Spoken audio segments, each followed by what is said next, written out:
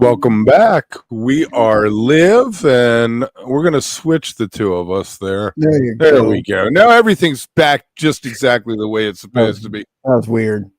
We got lots of good stuff today. All kinds of good stuff. Yes, and before we get started, Kev, we need to take a moment and reflect upon the fact that, what was it, 2 days ago now? Monday was our 5th year anniversary of the first time we went live with something and did our first lot. The lot. The dinner and the movie was a Tuesday.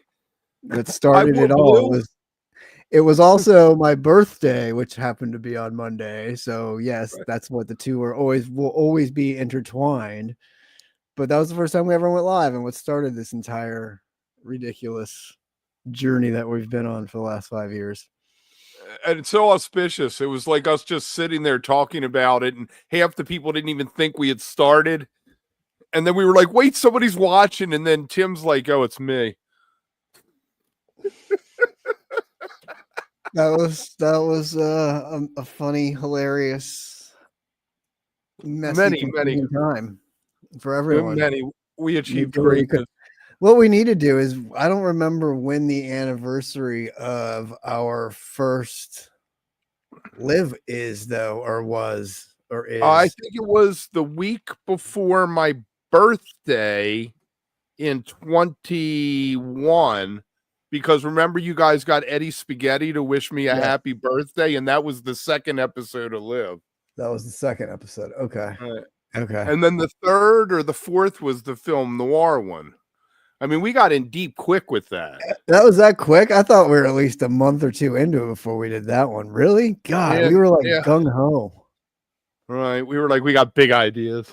We did. We really, I remember when we pitched that thing and talked about it at first, and I was like, we want to do one every week at like 6 o'clock my time. I was like, there's no way I'll be able to do it. Like, that's a commitment and a half. And then it turned into like doing these produced bits that, I mean, they would take all week to make before we'd even. Oh my God, yeah, crazy times, good stuff. And here we are still. We stopped doing that. Well, once everyone started working, it became very difficult to have the time all day to like. I mean, we all had green screens, and we would like set up filming with these green screens and shoot like real material and stuff. Costumes, helmets. The heads in space. Helmets. I guess you can't see it in the square. We need to bring back heads in space. We need to do one of those again. Something the K-hole. There was so much good stuff. Yeah, if we had all the movies, the promos for the movies. Oh man, if you're new, you need to go back and watch some of the old lives. Like what year was that, Kev? 2020. 21 we started, 21. And then we did seasons. There were like 12 of them. Then we took a break and we did 8, I think. Go back and watch the first couple seasons. They are some quality entertainment. Let me tell you. I guess about 2 years ago we stopped with the seasons, and Liv has been on one long season for 2 years now. 100 episodes later. Yeah. I mean, I miss the slogans. Hogan's slogans was like my favorite thing we did. The heads in space. I loved Moon Cabin. Those were so fun. We had some good ones. The whole Lazy Jedi, the whole noir episode was hilarious. Llama's Lessons. It's good stuff. The Up one, remember? No, it wasn't Up. What's the one with all the emotions?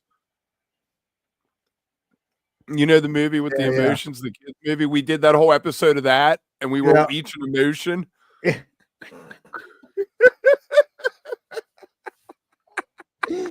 I mean, like I said, we'd set up green screens, and like we oh my God, and you guys, and you would set up the iPad on like your tripod things, and it would like be falling as you were filming it. It's like falling forward. Oh my God. It was this arm. And even looking at that one of our backgrounds from that first episode, like it always cracks me up going back and looking at those things anyway, but like yours of just like the cat, like there was nothing. The table. I used to have a table in this room, and me on the floor, and bad internet. God, it's great. And then right when I speak, it freezes. All right, let's jump into this. Let's do it. Enough reminiscing. Everybody's Warren. Warren Haynes got his turn again. I believe he's played Alligator before. Hang on, Which Kev. Yes, he is. He was sitting Alligator. on the floor for a while. He didn't have a chair. He I was was. flooring it. Then I bought a desk. He got serious. The best was the whole contraption you made behind you for the green screen that you could pull up in and out on you. Right. You did so much work. I'm impressed with the amount of effort you put into creating your environment. Anyway, sorry. Go ahead. We had nothing else to do. Right, exactly. So he broke out the Alligator. You got me off my thing there. It's Warren Haynes band, which has Kevin Scott. He's the bass player for Government Mule now.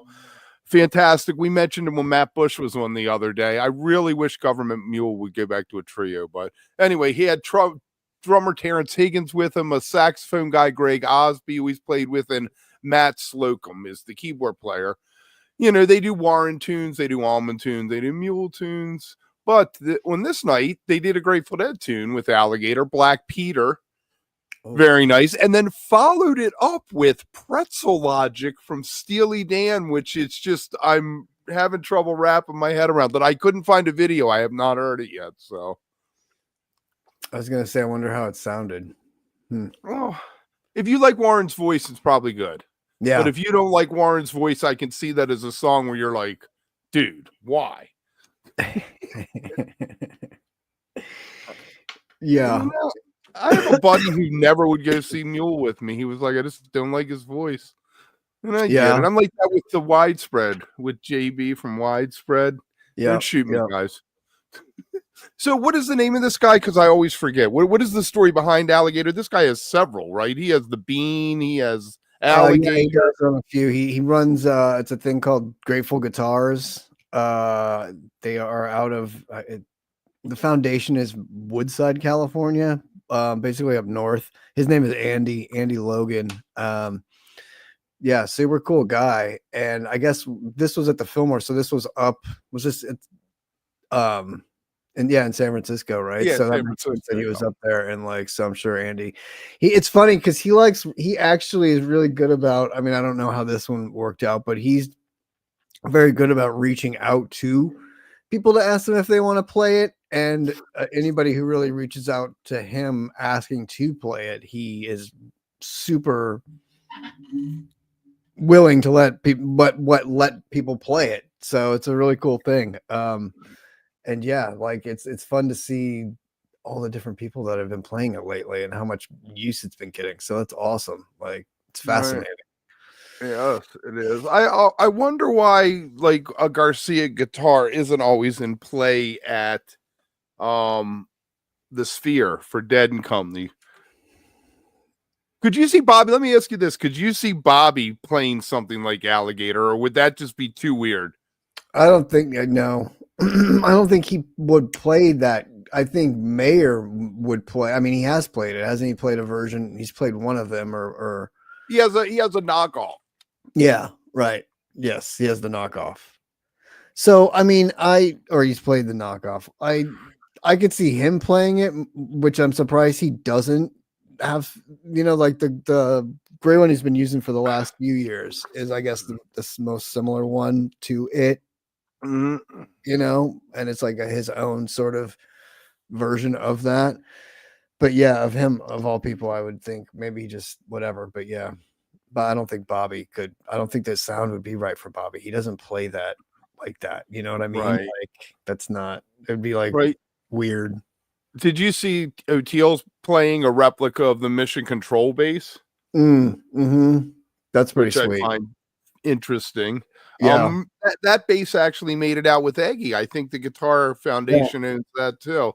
Because the night that the guy from Eggy was playing the Bean, the other guy, Mike, who we spoke to a few years back, was playing the Mission Control bass, which is crazy. Cool. To go back and listen to that, I checked that out the other day because I was talking to the guy who he started an Eggy Pod, Bruce, out in Las Vegas, and I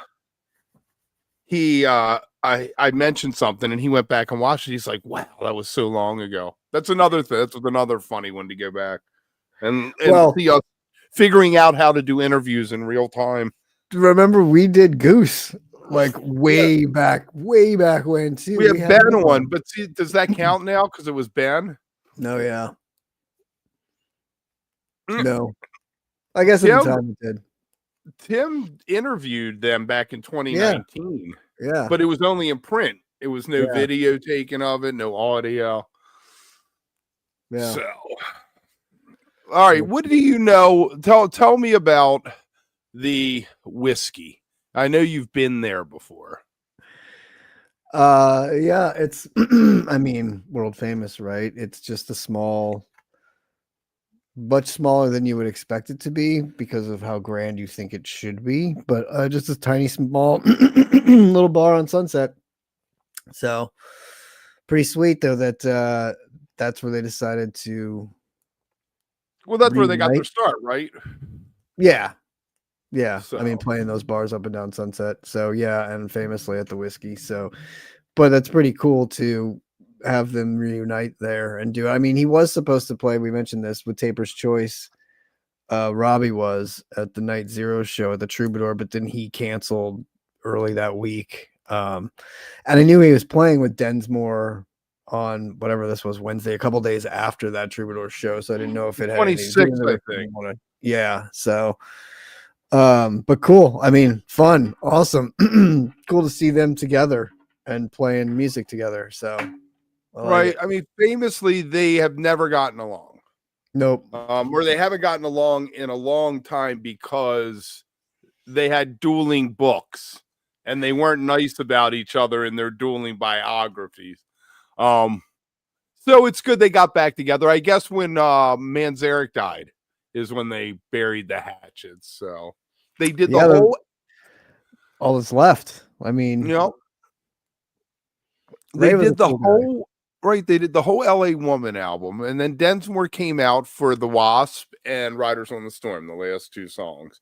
And there's some video out there. If you're on Blue Sky, I tweeted it earlier. I guess the whole show's out there, but it really sounded good. It's amazing that at this age that they're still, playing and can play functionally and that well and have that sound still. So yeah, it was really cool. And isn't Robbie touring? Yeah, I think that. Okay, here's the deal. The whiskey on the 29th of May, the end of this month, he's doing Waiting for the Sun. June 28th, Soft Parade. No, Strange Days on the 29th, Waiting for the Sun on the June 28th. And then July 26th is the Soft Parade. So I guess he's doing all the albums. Maybe like in March he did their first album. This time he did their last album, and then he's doing the other three in the middle. How many albums did they have out? Oh, there's Morrison Hotel too. So they put out 6 albums, I guess. Interesting. And he's playing each one at one a month apart, basically. Right. And he may have been doing it. He may have already done the other 2 albums. Mm-hmm. Very cool. Very cool. Yeah, that's I have a signed Strange Days album from Ray because he used to belong to a club I was at, and so like he was the friendliest guy, man, just the nicest, would talk music with you whenever you wanted to talk anything Doors or anything modern related, anything he would like, and he would be so excited. He's like, really? And he always had that like the Dennis Hopper sort of 60s vibe. He'd always be like, really, man? Oh man, that's cool. So cool, man. Like he always said man and was like, oh, right on, man. And you're like, dude, he was a really cool guy. Yeah, really fun. I told him I saw Widespread years ago play with Robbie and they did Light My Fire at the Wiltern. It was fucking awesome. And I told him about it and he was so excited. Like, oh my God, that's so cool. Oh yeah, blah, blah, blah. So sad he passed away, but glad to see these two guys at least bury the hatchet and play music again. So I love that Ray Manzarek like reappeared in the late 70s and produced the band X out of LA that were, a punk band, not huge, infamous, maybe more than famous, but that he reinvented himself to do that. So, and he was an author. He wrote a couple books. He wrote one that he signed for me too, that I bought and like read and had him sign it. But it was about like, it was kind of a Jim Morrison like tale and kind of like what if Jim had like lived, but it wasn't really Jim. It was like a fictitious type story. It was unique. It was good though. Like he was like, you know, another thing he did that you're like, oh wow, Ray's writing books. He's an author. Yeah. Fantastic. So, you know what was cool about the Doors? When they like covered Backdoor Man or something, they credited the person who wrote the song instead of saying it was the Doors. Jimmy Page, not so much. You know, real quick on that note too, I would think you would like the Doors more than you do because I know you don't think Morrison was a poet, but like they did such poetry and he did like when you listen to some of the things Ray says in interviews about when he was with Jim and how deep they would get into like poetry and authors and like French fucking author. Right. Like it's so up your alley. I just feel like it would be so like, oh my God, how could Kev not like this? This sounds like something Kev would be doing in Venice, like sitting on the beach, fucking right. Like, I don't know. So it always dude, when I was 12, right? Parents, we went down the ocean. We stayed at this condo place, and they had a sundry store, you know, with books to buy for the beach. And I lifted "No One Gets Here Out Alive," right? And I read it, and I wanted to be Jim Morrison. And I spent the next 2 years wanting to be Jim Morrison. Covered a whole wall in my room with pictures of him, whole 9 yards. So it's a kill your idol thing. Once I like moved on to the Grateful Dead and other things, it was like, oh, that's not cool. I was a little couldn't go kid. back, right? Yeah. Couldn't go back. You had already experienced that, already lived that life, and then you can't go back. I gotcha. Yeah. But see, now that you're older, there's more room for forgiveness because as you get older, you kind of like drop all that shit, and you're like, you know what? Shit's not so bad, and maybe I do like this, and maybe there is room for that. So, like, you should bring them back into your life. I've always thought, what if the American Prayer album, they came out in 78 years later, if that had have been the next kind of album, the next kind of place they want, more the jazz fusion, some funk. I mean, a lot of it's inappropriate, what he says, right, just in the modern context. But I think that there was so much potential. I feel like LA Woman, they finally decided we could bring in a bass player. We could have other people. Yeah. You know, Bruce Botnick, I think, produced it because Paul Rothschild got mad and left in the middle of the session. I think that's what the story was.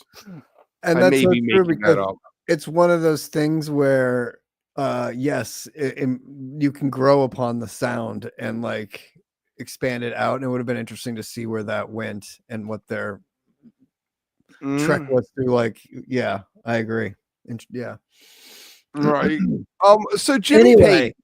Back to Jimmy Page. There's a song called Dazed and Confused, and Jimmy Page had himself listed as the sole songwriter on it, but it was actually written by a guy named Jake Holmes. Jake Holmes took him to court back in, what was that, 2008, I think, and won against him. 2011. The case was settled, and the settlement, according to legal documents, included Page acknowledging that Holmes created and has complete ownership of the original composition. Right? So, okay, it's settled. Why the new lawsuit? Everything that Zeppelin and Page has released since then that has the song Dazed and Confused on it, Page listed himself as writer and took all the money. So this guy is having to sue him again now to get all this money since 2011 at $150,000 per infringement is what he's looking for. So like for 20 instances, every time they release something live, they put Jimmy Page. It's so funny that he's suing to enforce the ruling of the last suing that Jimmy Page has been ignoring and not acknowledging. It's such a Trump move. Like, no, all right, I lost, but I'm just not gonna do it. So fuck you. God, man, that's so funny. Like, Jimmy, pay up, man. What's the deal? He probably doesn't feel like he owes that guy that. But that's funny that the guy won the ruling in the first place. So I mean, I guess he did write or own those songs. That's crazy. Right. And the thing is, this is not the first time that Jimmy Page has done this. Right. Right. A Whole Lot of Love was Willie Dixon's You Need Love. I mean, You Shook Me was a Muddy Waters tune that Jeff Beck did a version of, that Page lifted Beck's version. and called it his own. So he screwed over Jeff Beck and Muddy Waters. Actually, Willie Dixon wrote it. Killing Floor, Lemon Song. Howlin' Wolf's Killing Floor is the Lemon Song. Zeppelin got sued. They credited Howlin' Wolf on it. Dazed and Confused, that what we just talked about, that Spirit is the only band that lost. Their song Taurus was actually Stairway to Heaven. And if you listen to it, you can hear it. I don't know how they got away with that. They lifted Joan Baez's Babe, I'm Gonna Leave You, her version. So, and there's a couple others. I mean, Traveling Riverside Blues, Nobody's Fault But Mine, Gallows Pole. They were all written by other people. I mean, the thing is, and we talked about this before, is it's like, I mean, it's one thing to lift that music, you know what I mean? Like I find it less egregious, like we said, like I was telling you before, to be taking like old blues songs and old jazzy songs and old timey songs and converting them to rock and roll. But you got to give credit. You got to say Willie Dixon arranged by. You got to give the credit, right? And you have to give the credit to that instead of just taking it and claiming it's yours, or that you came up with it, or that you changed it enough to make it your own in any way. You know, which so many of those bands in the 60s did, because so much of that music was what came before, right? So you're taking it, just like what I was going to say, is it's less egregious than what happened in like the 90s with the sampling of everything with rap music. So that felt way more egregious, but at least they worked with some of the artists with that and did it mostly, for the most part, a lot of times. I've always pay them. I've always likened to what hip hop did as, remember in art class in school when they'd give you a pile of magazines and tell you to make a collage? That's how I always viewed it. You were taking little pieces, a bit of this line from here, this bass line, throwing it all together, and you have a new piece of art. Whereas Zeppelin would, like the Small Faces did a song, You Need Lovin', that was a ripoff of Willie Dixon, right? And then that's really what Whole Lotta Love is, because if you listen to the Small Faces version, right, it was already ripping somebody else off.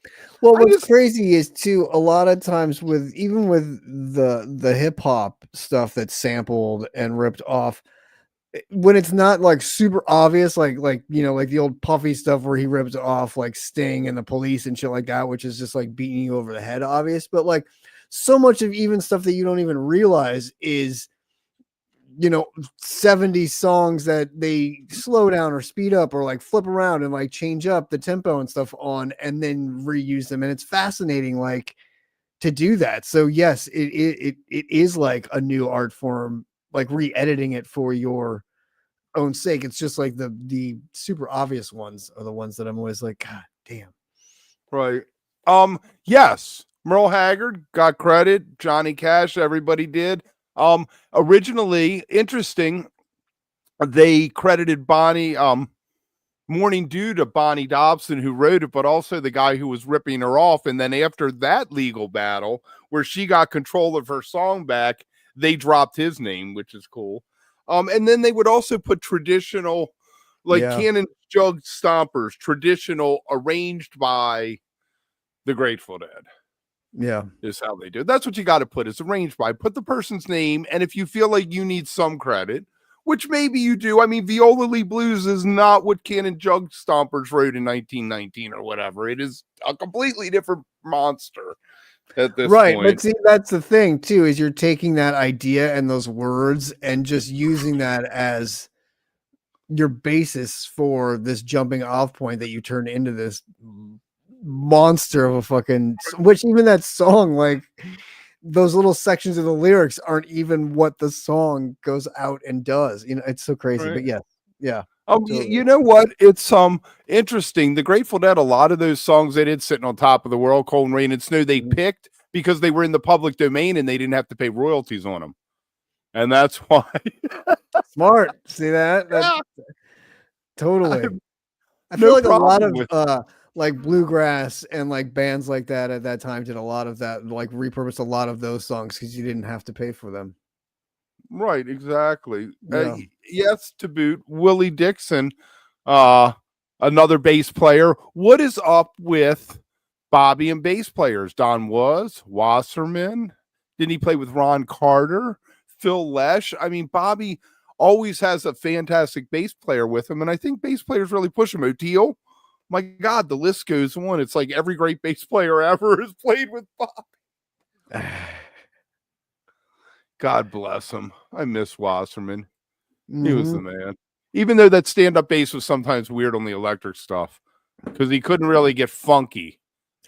You know, it was more jazzy than funky. Yeah. So I'm interested to see though, when does this judgment come down on this guy, or when did he just file suit again? Yes.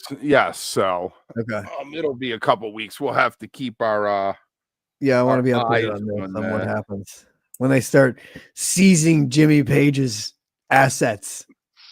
You know, one time he owned Aleister Crowley's mansion. Yeah, I remember that. Of course he did. Yeah. So what's the story with Vinyl Me? You know a little of the background, right? Yeah, unfortunately, it's a Denver-based record club that is a subscription-based, and subscription bass level paying can be as much as $654 a year for the highest tier membership. So I don't even know what all you get from that. I know Llama is in it. Our own Ghost Llama is part of it, and he already mentioned to us that he's put in his claim for this, but apparently they're going out of business. They're liquidating. For a few months now, they've been not fulfilling orders or processing refunds or responding to emails or anything. And apparently about a year ago in 2024, they fired 3 senior staffers who the board alleged were diverting company funds to build a pressing plant. So they were trying to make better for the company? I guess so. It sounds like streamlining. Diverting doesn't sound like you're doing it on the up and up. Right. I know, diverting company funds. Well, it depends on what those funds were being used for, where they were like, all right, screw this. We're using these to like build this plant, which will in turn make us more money or save us money, I'm assuming, in the long run. But once those 3 people were gone, it all fell apart. So I don't know how integral they were to everything running in the company, but since they left, these delays have happened, like not responding to members. All this stuff has kind of fallen apart, and the company has just kind of kept going on, still taking membership fees and like listing things as in stock. The pyramid. Just kind of, yeah. It sounds like now it's more of a scam than ever it was, and they're just sort of like, oh, whatever. So I don't know. That's just from what we've kind of looked into and read. If you know anything more, let us know. But it's sad because it was, it sounded like for the people that used it, it was a pretty awesome thing to have, to be a part of and have these records and like be able to get the vinyl from. So it sucks that it's all going away. And it also sucks. I mentioned the ECU before that. So they've gone into liquidation. The name of the third party, which has taken charge of it, is called Vinyl Liquidators LLC. And I just think it's funny that like that sounds total, like a scam. total scam. And also that if there are enough vinyl places going under, that there has to be a company called Vinyl Liquidators to liquidate them. It's a business kingpin known in Daredevil or something. See, here you go. So Bill was there, and there you go. Customer service. All right. Yeah, apparently that's what I've heard on everything I've been hearing is their customer service sucks. Oh, right. It's right across the street from Mission Ballroom. Okay. Nice. Interesting. Nice. So what was their thing? They just had like special records and they sent everybody the same record, or did you get to choose? How did that work, Bill? I'm assuming you got to choose, right? Like it's almost like the old CD clubs, right? Where you pay and then you get to like get, they sent you the record and then you had to send it back if you didn't want it.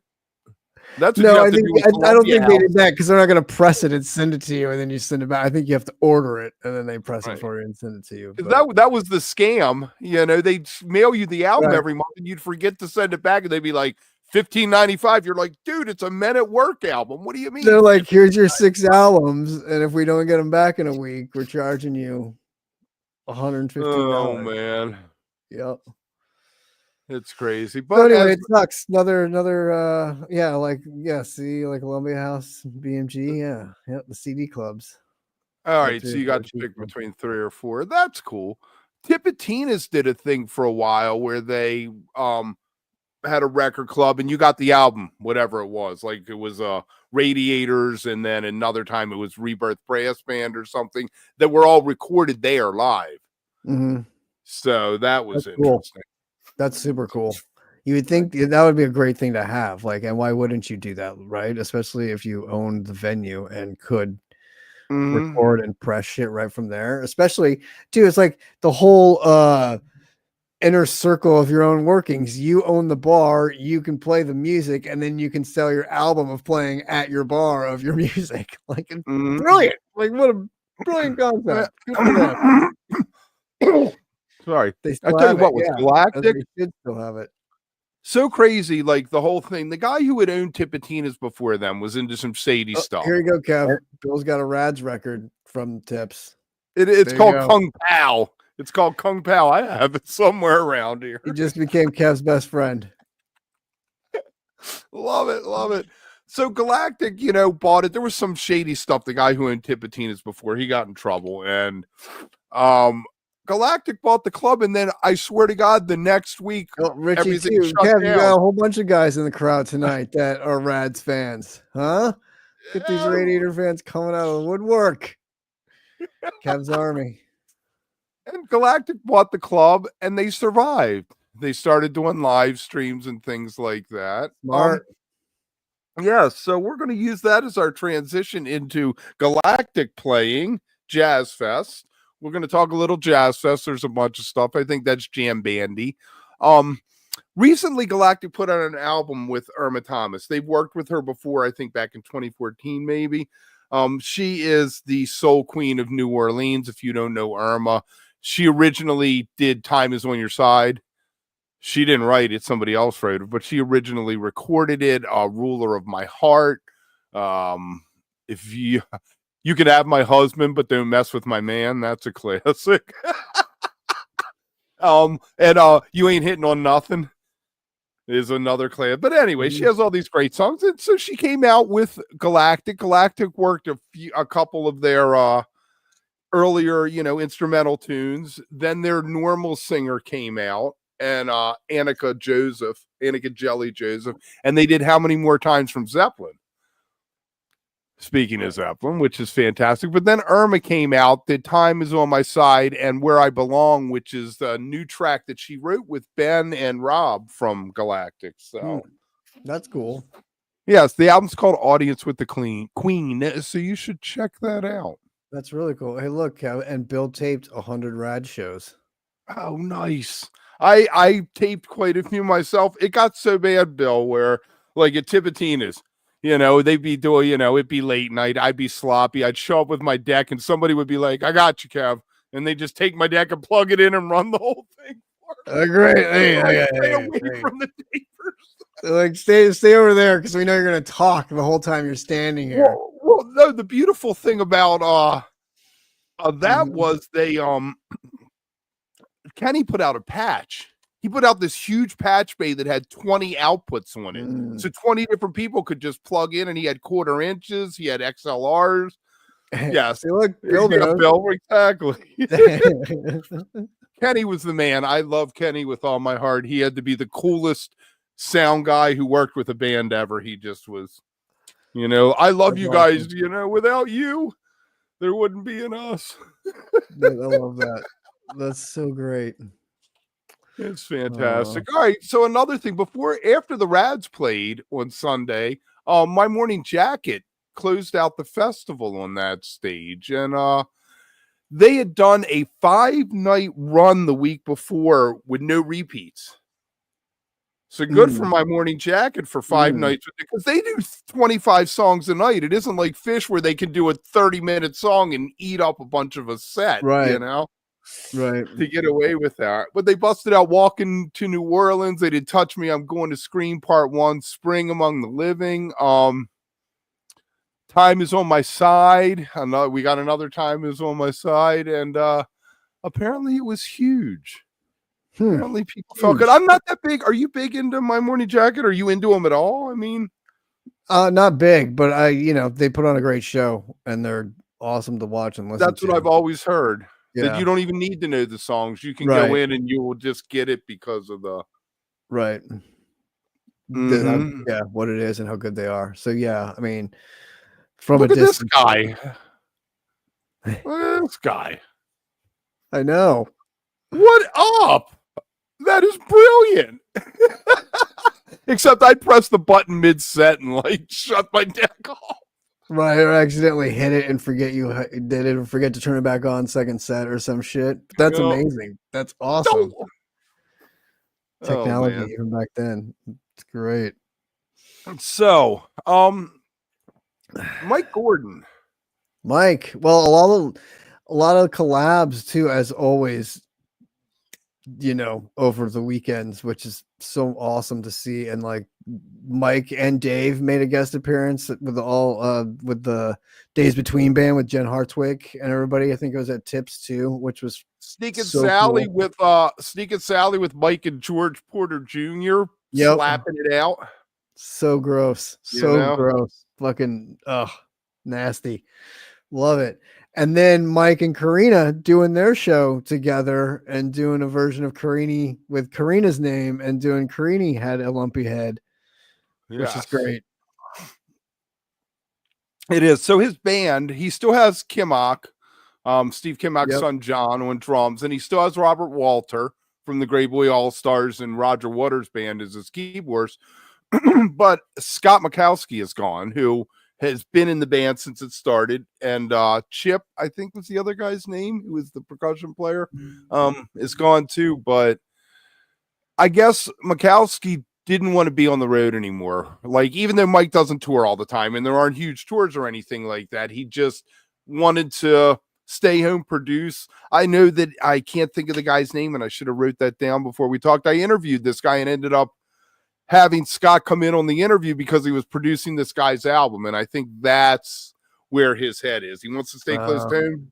Max Creek, I guess, is going to be touring or has some shows. So he'll do that. You got to remember Max Creek was around in the early 70s, dude.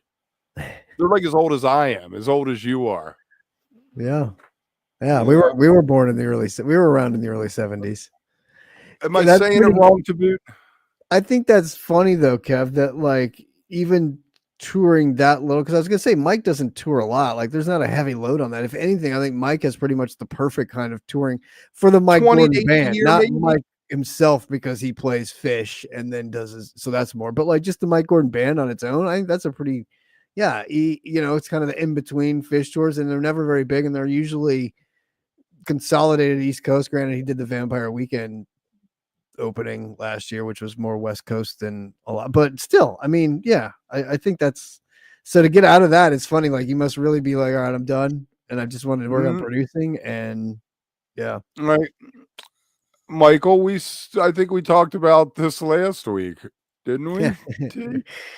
Yeah, and again, when we saw a thing, was it this week though that we just saw the thing where he was talking, and that statement that he said, like with a straight face and legitimate, he's basically like, I'm the problem, like we have the money, we have everything ready to go, but as soon as they find out like I'm involved in it, nobody wants to work on it. And so like it's such a great ploy for him to be like, I'm selling it, it's ready to go, like it's amazing, just take it, I won't even, you don't need me there, just pay me to go away, is basically, it's classic Pay me to go away. Yeah. Yes, right. that is named Craig Meyer. And I'm not sure what the story is with that. And Mike also didn't say that this was his new band, that this was an experiment is what he was calling it and things. But I have a feeling that it's going to be Call Me the Breeze. They busted out. I Don't Believe You, the Dylan tune, they busted out. They had John Cleary come and sit in, and I absolutely love John Cleary. So they did Up Above My Head, which is an early rock kind of tune. And then they did a song called Got to Be More Careful, which is a John Cleary tune that Mike Gordon has been playing since 2018. And on top of that, an interesting little thing, Xavier Lynn, one of the new guitarists that Mike brought on, plays with John Cleary sometimes. So there was lots of, I guess, synergy going on there in that A moment. lot of synergy. Yeah, completely. Interesting. I wonder how some of the other, I didn't really hear a whole lot. I saw some of the performances from the fest in general, but not a whole lot. I wonder how I watched both of the Days Betweens nights, the one that was Mo and UM. I just was sent, somebody just linked to the archive of the Late Show that had members of Mo and members of Humphreys playing together. Okay. Well, I think I put that in the Telegram. That's one worth checking out because they do the best of both bands and lots of great jams there. So, but I tell you what, the next night had the Headhunters with Mike Clark still at the band, that Herbie Hancock band, and Eric Krasno playing with them. Oh, nice. And then it was something called Gio Leo, which was Leo Nocentelli and George Porter, along with Ivan Neville and Stanton Moore on drums doing Meters tunes. And then it was Allman Betts band doing an Allman Brothers New Orleans tribute, and did a bunch of Allman Brothers tunes. They have 2 albums out, or 1 album, and they each have a solo album. Did some of that stuff. So it looked like it was a fun thing all around. I mean, it usually is, and all those things we broke down in the preview of Jazz Fest, everything we talked about looked amazing. So hopefully, right. Sure that's great. Can I throw something else out at you that I'm big on right now? Before the Phil tribute, there's they had a thing at Tipitina's for something called the New Orleans Music and Jazz Fest is the next generation of New Orleans music talent. And this is a Trombone Shorty led thing. It's his 13th year that he's done this. And what they do is have high school kids, 12 to 18, come and play at Tipitina's. And then they have a big thing where they get together with Trombone Shorty comes out with them and they all play a song together. And they do it to raise money in order to put instruments in the hands of kids who probably couldn't afford them. And it's really, it's something close to my heart. I'm like, this is a fantastic thing. And Trombone Shorty just seems like the coolest guy. Totally. Yeah, he does. He seems like he always does these kind of things too. And like is getting music in the hands of kids and stuff. It's amazing. So that's awesome. That's so cool. That is. And one more, let's talk about one more New Orleans thing, and then we'll get into a few other things that are not New Orleans. Did you hear about the A Dream We Dreamed? I mentioned the Phil Lesh thing. Yeah. Brown Eyed Women with Dwayne Betts on vocals, Althea with Dwayne Betts. But then we get interesting. Broken Arrow, Ivan Neville came out. They did a Scarlet Fire with Tony Hall and Jennifer Hartwick and Nikki Blum on background. And then they did Tom Thumb Blues with Alan Robb from Mo came out. So every one of these things, we had all these extra bass players just coming out. And second set, though, there's a video out there of it, George Porter doing Eyes of the World. And beforehand, he's talking about how he always wanted to sing this song. And when they introduced George, they're like, he's Phil Lesh had said how much he admired what George does. So it was a whole kumbaya thing, but really worked. That's great. Love it.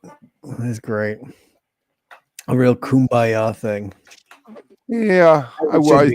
As those collabs should be when you get up there and those guys are all together. Right. All right. So let's get into protest music. Protest. There is a great tradition in rock and roll and folk music going back, Phil Oakes, all those guys, Woody Guthrie, but with Dylan, and then later, like Crosby, Stills, and Nash and Young with Ohio, people war, what is it good for, all that.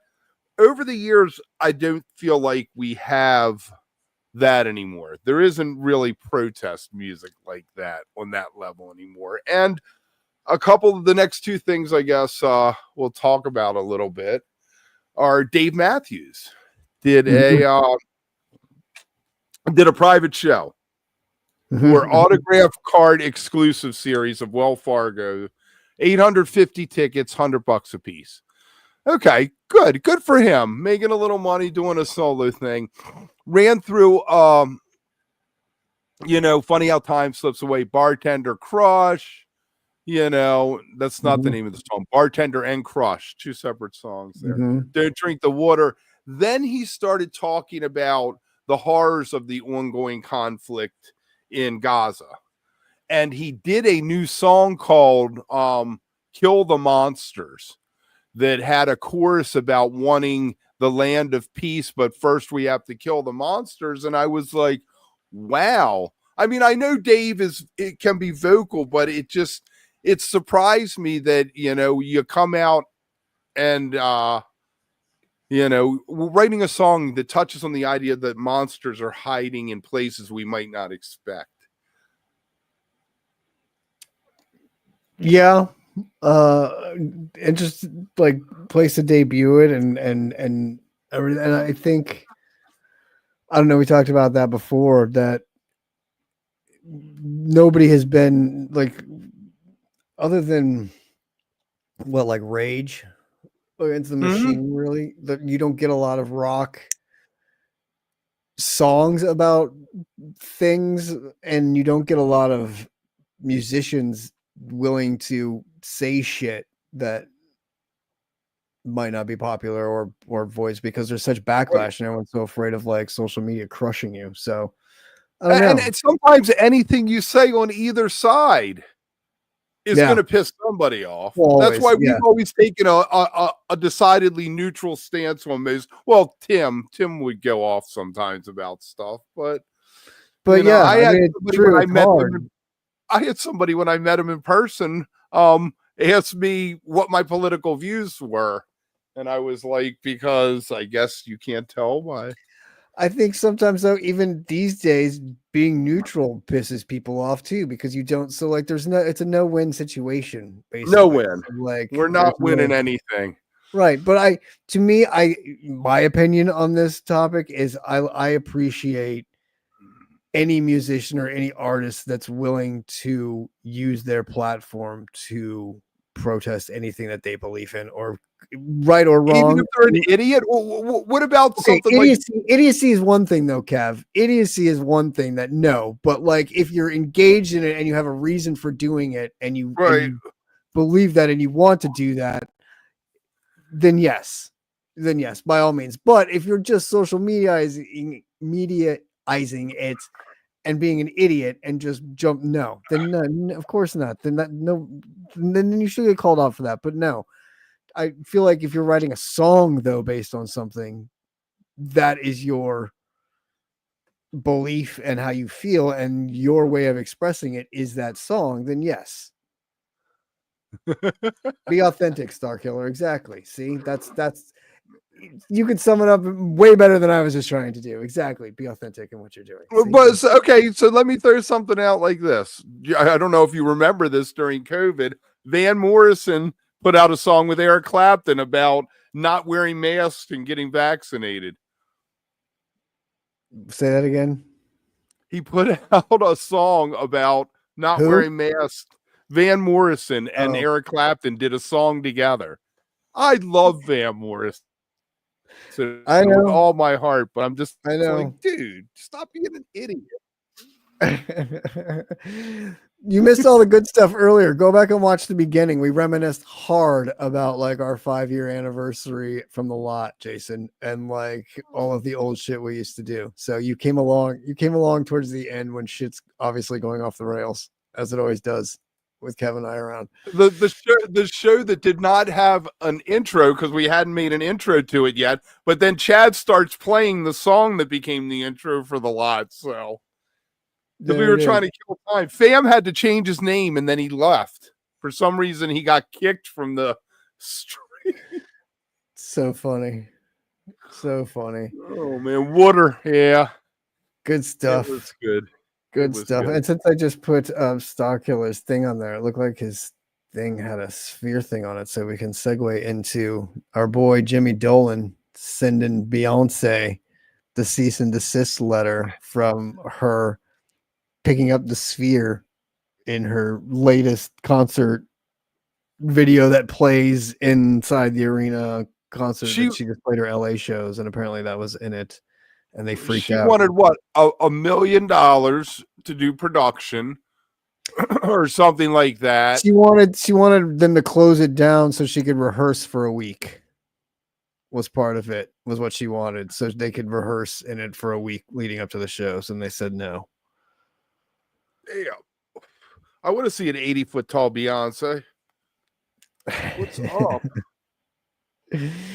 So that's what it was in the video. There, she was an 80-foot tall Beyonce picking the sphere up in the video. Picking the sphere up, which I mean, I guess it has undertones towards him and shit, but again, it's just fucking Dolan drives me so why crazy. would you not do that? Beyonce there, she would sell. I mean, that would probably be the best selling show because she could charge premium even more than the Eagles.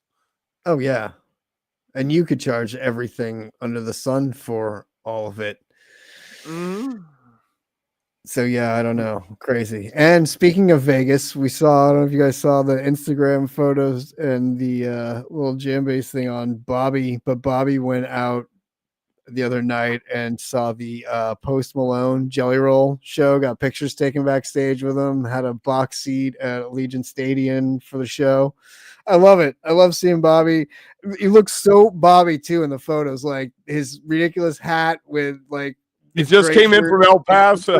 Yeah, cut off clam digger jeans and his Birkenstocks. Like Bobby is living his best 80s life of anybody. It's amazing. That guy, if he wasn't doing this, he would be like, it's the equivalent of like being a golf bum, basically, you know, as you go into retirement, you're like, I'm just gonna live my life in these outfits and golf all day. And that's basically Bobby, just like, I'm gonna be in Vegas for half the week and in these outfits just playing music.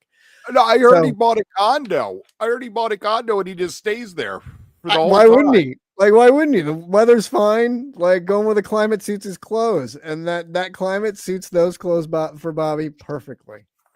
So anyway, it was hilarious. Love to see it. I love seeing all of that. And then that leads us into another thing I wanted to talk about, Kev, which isn't really jam bandy, but it is live music and concert related and kind of ties into the spirit of taping. And that is Korn, the band Korn, the 90s band Korn, the heavy metal hard band. The 90s band. That's great. Right? Isn't that when they were? Right? 90s, right? It's their 30-year anniversary. So 90s, right? If I'm doing it was the 90s, it was, but referring to them, I mean, they're still around. They're not well, yeah, they are, but this is for their 30th anniversary. So what they did was they threw a concert in LA. They gave access to 200 fans to the Blackmagic app on their phones so they could record the concert or concert videos, like, you know, from flying out here to raging with their friends to going to the concert to post-concert stuff. And anything they shot in the Blackmagic app was automatically uploaded to the cloud. And their videographer, who's worked with them for basically all 30 years, filmed the show using Blackmagic cameras around the stage and handhelds and stuff. So he was able to have his editor in real time watching the uploads from the phone cameras in real time, and was able to kind of piece it together as he was watching it and like start editing it in the moment, which is fascinatingly awesome. But also just the fact that everybody got to shoot it. So then at the end, they had this, like, you know, all the footage was basically fan shot and fan created, and they were able to edit the whole concert video together using both the professionally shot and the fan shot footage, which is incredibly amazing and awesome and blows me away to even think about. And I guess they were talking about it in these interviews, and Korn's always kind of been very on the forefront of audio and visual like technology and loves incorporating things like this into their shows. So, and it just speaks to like their connection with their fans, which is what we always talk about in the jam band community and stuff, and like having that connection with your fans. And this is just fascinating to me. And it really feels like something like, honestly, something like Goose would do or something, because they're so in touch with their fans and love pushing kind of that social and video limit with things. And I hope this becomes more, because I know people hate filming at shows and whatnot, but I'm fascinated by, like, I film at shows because I love filming and I also don't remember shit. So like I like being able to go back and remember seeing it, because like my short term is shot. So for me, it's that, plus like I like to film everything, like I always have as a kid. I always had a camera with me, so I just do it. But I think it's really cool. And I've had that idea too. And we've actually talked about that, as having people around the crowd film shows and like send us the footage and we would edit it together into something. And I know Jen Bernstein talked about doing that at one time with us with something. And so this is kind of taking that to the next level and doing it. And, you know, I was wondering too, talking with you about it, it's sort of the new version of taping as well. Like, you know, we do it with Taper's Choice and record zero shows because I like to have a video of the recording of it. But this is even taking that further and interacting the fans, instead of like having your tape deck there, you're recording it and becoming some part of something larger in the fan base. I think that's really cool. Where can you watch this somewhere? I don't think it's done yet. If you Google just we'll leave a link down below that talks about the what they did. I don't know if the video's out yet. Everything I found was just talking about the technology that they used to do it and how they did it and everything. So fascinating. Are they we'll on tour, or it was a one-off show? Yeah, it was a one-off show here in LA at where the LAFC plays. So, and I guess, you know, like I said, like fans submitted, I don't know if it was applications or what, but they selected 200 people. So it wasn't like everybody was doing it, but if you were lucky to be one of the 200, awesome, like very cool. So right, really cool. Just nothing from the hotel room. All right, are we ready? In there. We ready?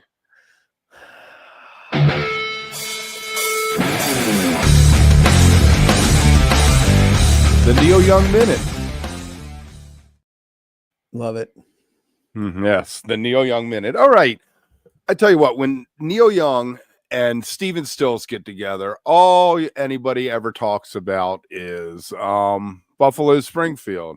And of course, they always do a Buffalo Springfield tune. But I mean, Stills Young Band for me was like the ultimate of what they did. And I wish they'd get back together and do that, because they seem to be friends, right? Stephen Stills has a charity, Light Up the Blues, that's about autism awareness and advocacy, and they do a benefit concert every year at the Greek in LA. Nice spot, right? Right. This year he had Neil Young show up, Billy Idol, Nathan Ratcliffe, his son Chris Stills, Cat Power, and sorry, I got distracted there, and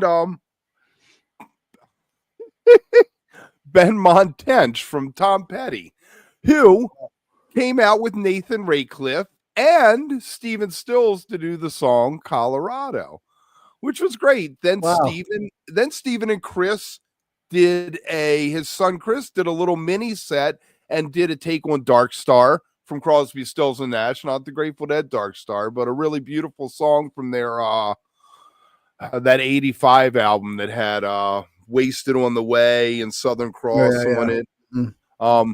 But then, you know, Neil has a new band, the Chrome Hearts, which is basically the Real from Lucas Nelson in the Real. He basically took Lucas Nelson's band, and Stephen Stills came out toward the end of Neil's set to do Human Highway.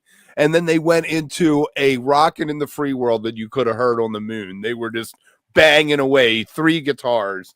And, you know, he did a new song also. Then Stephen left, and Neil finished his set. He did a new song called Big Box that is a jab at Elon. So there's your other political thing, is he did that. And he also busted out Ordinary People for the first time since 89. Now, I hope that the Chrome Hearts really got a big paycheck, because they also served as Stephen Stills' backing band, right? And did a Stephen Stills set, you know, regular, you know, what you would expect, love the one you're with, all that. But at the end, Neil came out, returned the favor, and did For What It's Worth with him. And that was a really long Neil Young minute, but that was like a Neil Young 5 minutes. We got a lot in there.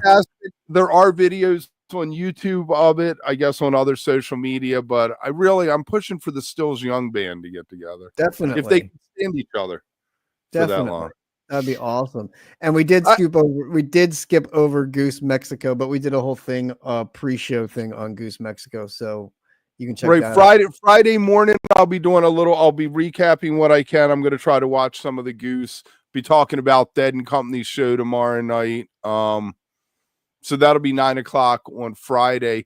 If you're new to the channel, think about subscribing, think about becoming a member. On Mondays, we do an exclusive morning show just for members, and we have other things, set break hangs, things like that. Make sure that you like and follow us, find us on the social medias, follow us. What you got? Yeah, do all that good stuff. We got what else we got coming up? Have anything exciting, anything fun, anything new? Not really. Next Tuesday we're going to continue our festival thing. We've done Jazz Fest, and we've done we obviously did the Goose Fest last week. Next week we're going to be hitting Del Fest. We're going to get into a little bit of the history of Del Fest, best practices when you go, where to camp, things like that. So that's right. We've become the festival guys.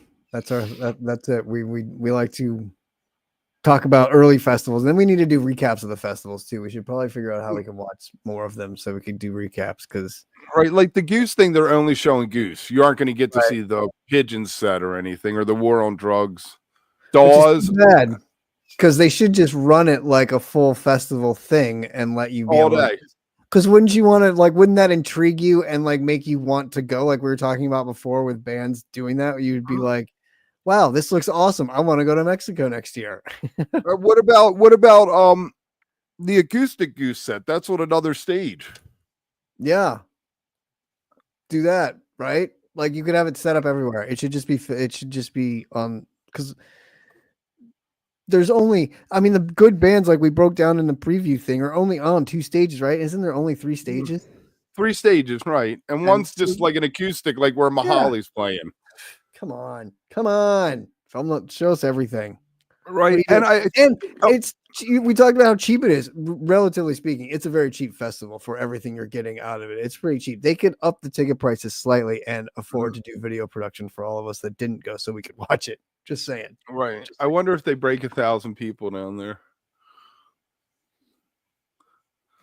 I don't know. That's an interesting. I'm interested to hear because on the one hand, that's kind of cool. Like not even 1,000 people. Like talk about intimate and awesome, and what you would actually, how you'd want to kind of do a vacation / festival concert run. Yeah, I don't want 10,000 people. Exactly, totally. Like that Lady Gaga thing on the beach the other, like 1 million people or whatever in Brazil on the beach. Like kill me. 2 million. 2 million. No way. And there was like a bomb threat, or like there was gonna, like they thwarted a bomb, and they didn't tell her because they didn't want her canceling like Taylor did. Right. Because of course you would, like crazy. Because why wouldn't you bomb that? 2 million people on the beach? Like fuck that craziness. That was a lot of pee in the ocean too. Let me just tell you. That is crazy. That is. Anyway, on the 20th, one other thing. On the 20th, we're thinking about trying to do a What Club in honor of the 25th anniversary of Radio City Music Hall PHiSH, which is the 21st and 22nd in this month. Yeah, we will do that. We'll do something for that. So, yeah. Right. All right. Cool. I think that's going to wrap it up. I'll see you guys Friday morning. T will be back next week. Make sure next Tuesday to check in for that Dell. And thanks, guys, for watching. It really does mean the world to us. Yep. Appreciate you.